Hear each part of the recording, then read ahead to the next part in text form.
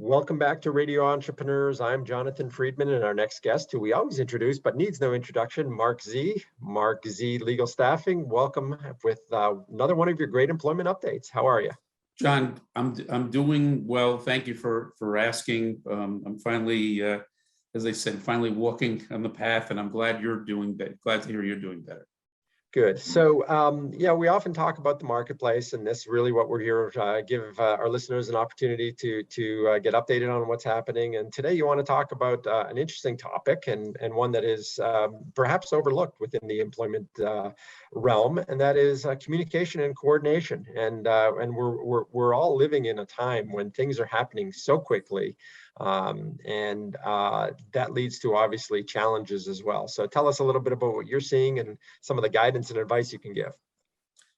Thanks, John. So as you know, it's like we talk about, it's like by being able to talk about it, my business is like a lab where we can talk about situations that we're seeing happening. And one of the trends that were happening is as the hiring process gets more challenging, and people get busier, and people's lives have so many things going on, there's a lot of disconnect in the hiring process. So for example, we talked about on the employer's side, it's so important to get back to candidates in a timely way.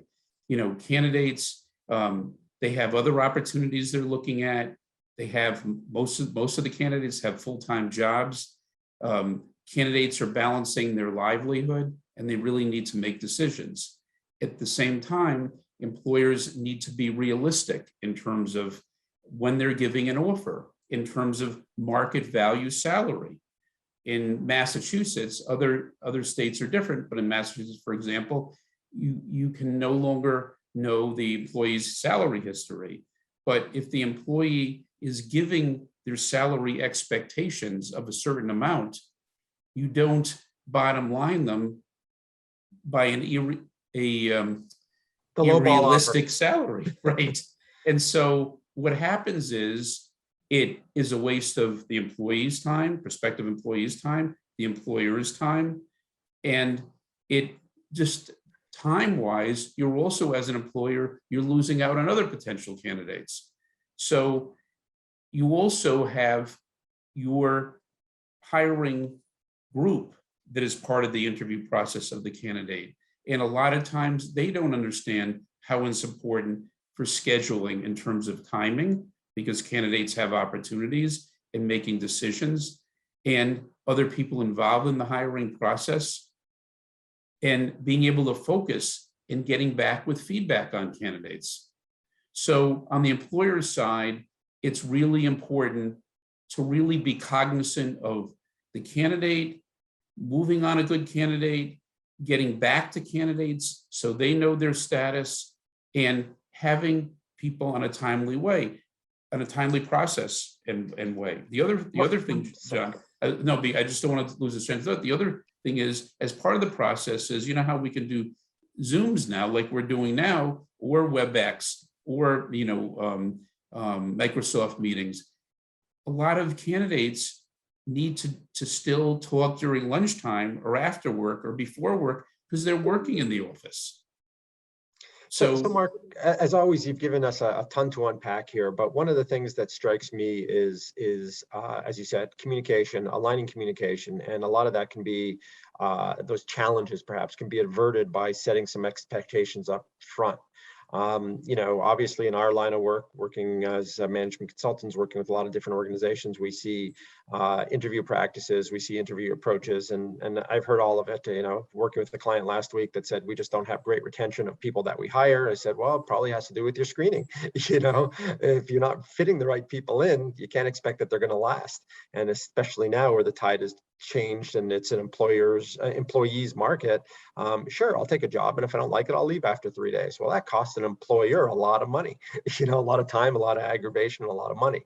So one of the things that I think is very poorly done in the industry is I think we have a little bit of a holdover, and perhaps it's generational, where mid-career professionals, we'll call them, don't ask those questions. Can you give me a sense of what your hiring process is going to be like? You know, and for an employer to lay out that process up front and say, well, we anticipate it's going to take 3 to 4 weeks. And if you're a successful candidate, these are the stages you're going to go through. These are the types of people you're going to talk with. And I think setting that expectation up front and having that communication probably clears a lot of anxiety, and then also makes it so it's a much smoother process rather than this vague, I had an interview today, I sent a follow-up, I haven't heard anything in a week. I agree. No, I totally agree. And candidly, we've had candidates who get upset at us because the employer's not getting back to them. The employer's wasting their time. The employer led them to believe after several interviews, maybe there were 3 interviews in the process, that all of a sudden out of nowhere, well, you don't have this, you don't have that skill. And you're right, it's creating expectations, having the follow-up, and having realistic parameters. So everybody, for the candidate's sake and the employer's sake, because it's a small world we're in, and word gets out not only on candidates in terms of how they are, but on employers. I mean, we could be recruiting sometimes and people will say, you know what, I know somebody who interviewed with them. I'm not interested in interviewing with them. Right. So one of the things that I think you touch on, and it used to be, and I don't know whether the rules of the trade anymore. Once upon a time, it was taboo. Don't talk about salary in the first interview. Never mention it. And one of the things I always feel like a client should say is, let's at least talk about a ballpark. You know, if your expectation is 6 figures, and let's just call it 100 grand, and the position is paying 40 grand, we don't need to have 3 interviews to talk because we're not in the same ballpark. Now, Correct. The flip side is if the position's paying 40 and I'm expecting 50, well, maybe it does make sense. Now I understand from a percentage perspective, but at least we're in the same ballpark. So are you telling your clients to have that conversation early, at least in some sort of broad brushstrokes, and give a sense of the expectation? Or perhaps because you're aware of the parameters on both sides, you can bring the parties together? It seems to me that what happens today so often is there's a complete disconnect on certain subjects that historically may have been taboo, and there's no conversation until you're 3, 4, 5 interviews and maybe weeks down the road, and then everybody's frustrated because it's been a waste of time. Right. So, well, here's the interesting thing. First of all, we always in the very beginning, because now it's about salary expectations, we say to our candidates, what are your salary expectations? Just tell me what your expectations are. What are they looking to pay? Well, today, they're not allowed to look at your salary history. So but they're allowed to ask what you're looking for. Their attitude is depending on experience. Now, if you're not a lockstep law firm, or you're not a corporation that has certain pay programs in terms of pay grades and that type of thing, there's different kinds of, there are a lot of factors and situations that go into what the ultimate salary is. But we always say up front, tell us your salary range that we can share with the employer, and be realistic.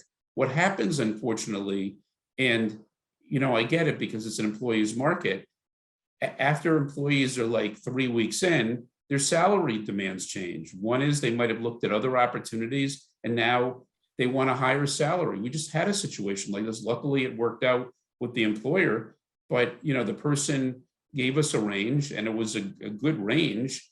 And she got an offer, and she said, I'm hearing that people are making more than that now from what I did. Can you go back to them and see what they can do? And the employer was smart, because it would be tough to get a candidate like this. And they ended up agreeing to raise what the original offer was. But a lot of the employers are offering what is in that original range, and the employee is changing their expectations once they get down the line. Or some employees are saying, I'm depending on responsibility, what the employer would do. I'm, open what the employer would do. And so the employer says, okay, if they're open, this is the range. And the prospective candidate said, that's fine. And then all of a sudden we get down the range. So I agree with you. I think that you should not talk salary in the very beginning, but as a prelude to that discussion, you should talk about it. So when you send in your, if you're not working with a recruiter if you send in your salary expectations, the employer should seriously look at those salary expectations. If you're saying I'm looking for 100 and the job is paying, or you want to only pay 75, then you get back to the candidate and said, I think your salary expectations are not within our ballpark. And if you're a candidate, don't agree to go on an interview in any way for a position if you know what the salary range is going to be. Especially, there's some candidates will still say to me later, I mean, they will say, yep, my range is X, and we get them the range. And then we just had this last week. The employer said to me, they said that they're looking for 15,000 more than what we said. And I said, we told them the salary. That's not what they told us. We went back to the candidate. Yes, I thought I would ask for that. They said, what do you really want? I said, well, that's what we asked you. So it's got to be a realistic approach on both parties, but you're totally right. There should, prior to that discussion, there should be a realistic exchange. But once the first meeting comes, both parties should be on the same page so they don't waste their time. And I think what can be said about so many things in life, it really comes down to communication, making sure you're setting expectations, making sure there's clear communication. And I think candidates feeling a little more empowered to ask questions up front. I think as the dynamics change, as the marketplace has changed, I think candidates, for their own well-being and for the good of the process, need to be a little more forthright. You don't have to be rude about it, but at least ask the questions so that they know, hey, there's a fit, there's not a fit. Right. And I think, again, what I've seen a lot is candidates tend to be very reserved. And maybe we have a little bit of a dichotomy, generational dichotomy, where perhaps younger candidates feel a little emboldened to be able to ask all types of questions right up front and maybe set that expectation and be realistic. But I think at the end of the day, those candidate and employer matchups that work well are when there's open communication, because this is a relationship that you're going into, hopefully not for a short term. And so having open communication is critical. So I agree.